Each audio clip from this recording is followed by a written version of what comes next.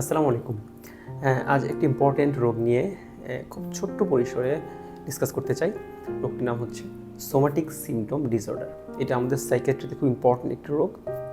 এবং Soma means body, symptom মানে উপসর্গ, আর ডিসঅর্ডার অর্থ হচ্ছে রোগ। এর মানে আমাদের বডির উপসর্গ নিয়ে যে রোগ, সে রোগটিকে আমরা বলি সোমাটিক সিমটম ডিসঅর্ডার।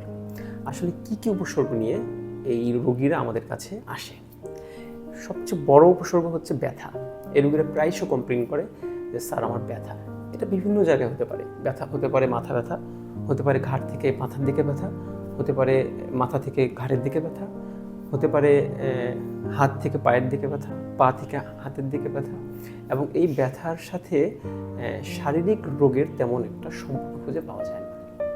এবং আমরা প্রায় এই ব্যথা ছাড়াও যে উপসর্গগুলো পাই, যেমন আমাদের কাছে রোগীরা প্রায়শই প্রেজেন্ট করে, স্যার আমার মাথা ঝিরঝির করে, মাথা ঝিমঝিম করে, স্যার আমার মাথায় জ্বালাপোড়া করে, স্যার আমার হাত পা জ্বালাপোড়া করে, স্যার কেমন যেন আমার মাথার ভিতর দিয়ে কারেন্ট চলে যাচ্ছে, স্যার কেমন যেন আমার হাত পার মধ্য দিয়ে কারেন্ট চলে যাচ্ছে। এসব আমরা প্রায় পাই।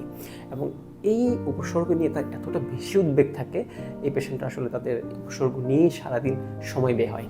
এবং তারা যে কাজ করে সে কাজে তাদের ব্যাহত হয়। এবং যারা চাকরি করে, যারা বিজনেস করে, যারা পড়াশোনা করে, তাদের তাদের প্রোডাক্টিভ লাইফ, সেই লাইফটা থেকে তারা ব্যাহত হয়।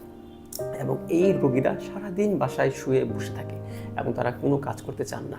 এবং তাদের সকল চিন্তা ভাবনা থাকে এই উপসর্গ নিয়েই। এবং তারা প্রায়শই ডাক্তারের কাছে যান এবং তার ডাক্তারের কাছে গিয়ে তারা খুব বেশি স্যাটিসফাইড হন না, কারণ ইনভেস্টিগেশনে বা রিপোর্টে কিছু আসলে খুঁজে পাওয়া যায় না। এবং তারা ডাক্তারকে খুব বেশি ট্রাস্ট করতে চান না এবং তারা মনে করেন ডাক্তার আমার রোগ ধরতে পারছেন না।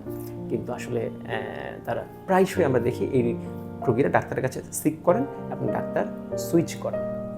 তো আজকে রোগ নিয়ে এ পর্যন্ত।